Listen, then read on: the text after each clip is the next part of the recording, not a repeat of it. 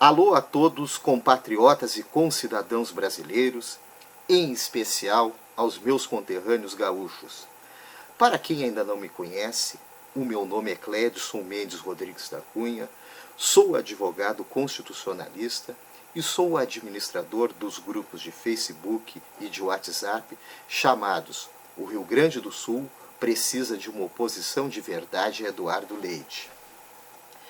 Passados uma semana do segundo turno das eleições municipais deste ano e passados uma semana em que o governador Eduardo Leite impôs um decreto com medidas e protocolos intensificando e acirrando o que é chamado de eufemisticamente política de distanciamento social controlado, necessário se faz que se tenha uma análise e uma crítica totalmente profunda e que se deixe desnudado o que está acontecendo na política e na história do Rio Grande do Sul neste momento.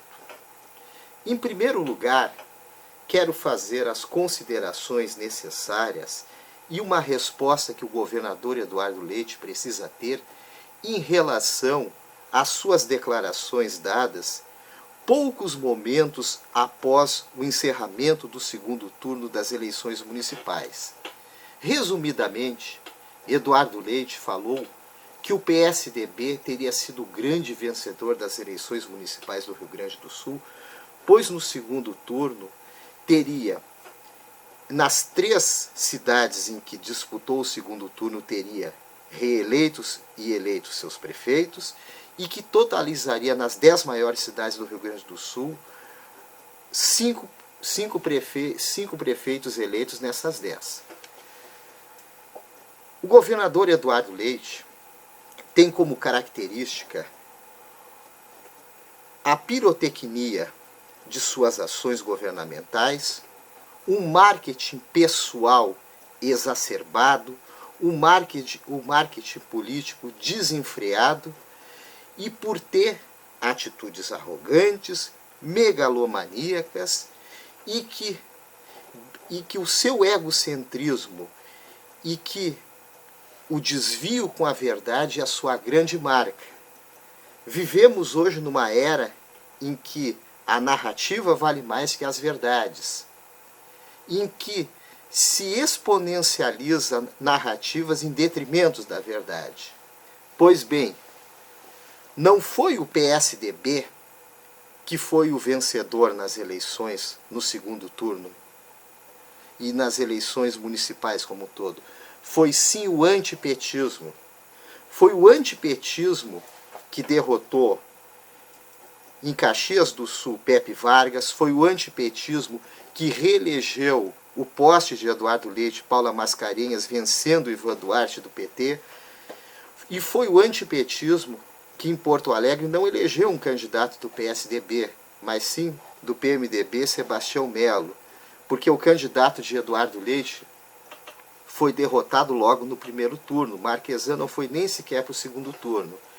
E é o antipetismo que desde 2006 tem derrotado, à exceção do ano de 2010, sistematicamente os candidatos a governador do PT, e é o antipetismo que desde 2004 tem derrotado também de forma drástica os candidatos a prefeito do PT nas maiores cidades do Rio Grande do Sul. Feito este registro, estabelecido a verdade, que é a marca do Rio Grande do Sul, farei uma análise da semana política. Eduardo Leite intensificou e acirrou a sua eufemisticamente política de distanciamento social controlado.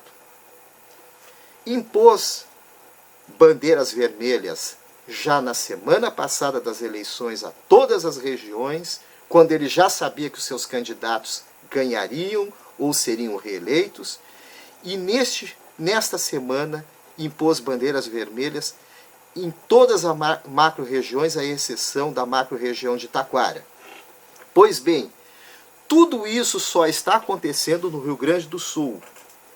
bandeiras vermelhas que cerceiam, que tiram a liberdade individual dos cidadãos gaúchos, que ferem as liberdades econômicas do Rio Grande do Sul, da economia gaúcha, neste momento em que a economia precisa ter um impulso, neste momento de Natal, de confraternização, em que as famílias precisam ficar juntos, isso só está acontecendo porque exatamente o governador Eduardo Leite foi extremamente irresponsável, megalomaníaco, durante o período eleitoral, dando uma falsa ilusão à sociedade gaúcha de que a pandemia do coronavírus estava controlada, em que existiriam medidas eficazes, em que o sistema público de saúde estaria atendendo a população gaúcha com total eficiência, quando, na verdade, no período eleitoral, o que foi feito?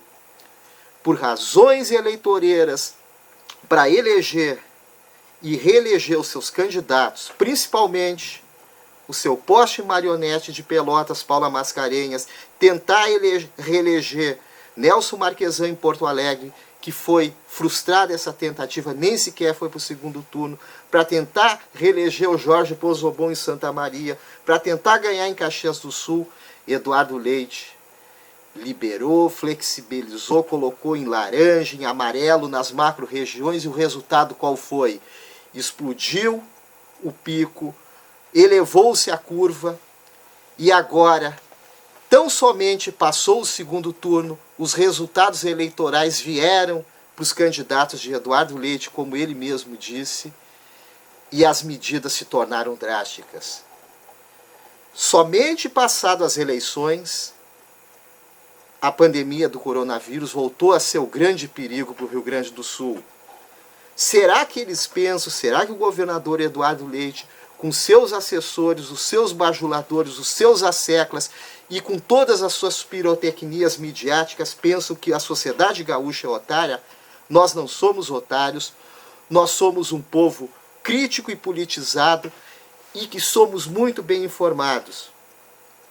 O que houve no Rio Grande do Sul é que durante todos esses períodos, o período que antecedeu as eleições, a verba federal que foi direcionada à saúde pública para o combate ao coronavírus, para a construção de hospitais, pronto-socorros, UTIs, que teriam que ter sido iniciadas, não foram feitas com esses 2 bilhões mandados pelo governo federal. E essa verba foi desviada para outras finalidades, como colocar a folha salarial do funcionalismo público gaúcho em dia. Não que não se devesse colocar em dia a folha do funcionalismo público, mas não seria com a verba da saúde pública. Se fosse outro governador, se fosse uma imprensa que denunciasse, atuante, fiscalizante, se houvesse uma oposição de verdade na Assembleia Legislativa e se tivéssemos um Ministério Público que cumprisse nesse momento com suas atribuições, com certeza já haveria no mínimo pedidos de explicações ao governador Eduardo Leite, se não, até não teria havido teria sido protocolado um pedido de impeachment do governador por desvio de verba pública para outra finalidade. Pois bem, foi a irresponsabilidade do governador Eduardo Leite, neste período eleitoral principalmente, de ter criado essa falsa sensação, de ter flexibilizado a sua política de distanciamento social controlado, de ter iludido a população gaúcha com mapas amarelos ou laranjas, que fez com que explodisse novamente o pico do coronavírus. Agora, a sociedade gaúcha irá pagar essa conta logo no período de Natal, em que as famílias precisam estarem juntas, é o momento de confraternização. Mas não deveria ser tomada essas medidas exatamente acabando com a liberdade individual dos gaúchos, de circulação, de locomoção, de estarem em locais abertos e de se restringir a economia gaúcha, que está tão sacrificada logo neste momento em que sabemos todos que é quanto mais a economia começa a circular exatamente pelas compras de Natal e de final de ano. Pois bem, sociedade gaúcha, não devemos deixar essa situação. Não vamos conseguir reverter no Supremo Tribunal Federal, porque foi o STF que autorizou e que instituiu essa verdadeira ditadura de governadores em nosso país. O nosso caminho tem que ser outro. Buscarmos a Assembleia Legislativa, pressionarmos os deputados estaduais, assim como fizemos para impedir o aumento de tributos há pouco tempo atrás, há poucos meses, que Eduardo Leite tentou impor, como aumentar o ICMS, aumentar o próprio IPVA e vários tributos estaduais, e nós, a sociedade gaúcha, impedimos isso aí, fizemos o recuar, fizemos com que a Assembleia Gaúcha, a Assembleia Legislativa tivesse atitude. Agora temos que fazer o mesmo, porque a característica do povo gaúcho é lutar pela sua liberdade e não ser subjugado e nem ficar a joelhos de nenhum governante. Essa sempre foi a nossa história. Por isso eu digo a vocês, vamos nos mobilizar, não vamos perder a nossa liberdade, as nossas liberdades individuais e nem vamos sacrificar nossa economia. Combate ao coronavírus, sim, políticas públicas devemos ter, mas com as verbas destinadas à saúde e com as medidas que possam ser cientificamente comprovadas. Repito o que já disse outrora, no gabinete de crise para o controle do coronavírus não há sequer um médico. Todos eles são servidores públicos ou políticos que não sabem as dificuldades que vive a população gaúcha. Muito obrigado a todos, até o próximo vídeo e não se esqueçam, o Rio Grande do Sul precisa de uma oposição de verdade, Eduardo Leite. Entre nos grupos de Facebook e de WhatsApp. Vamos lutar pela liberdade do povo gaúcho. Muito obrigado a todos.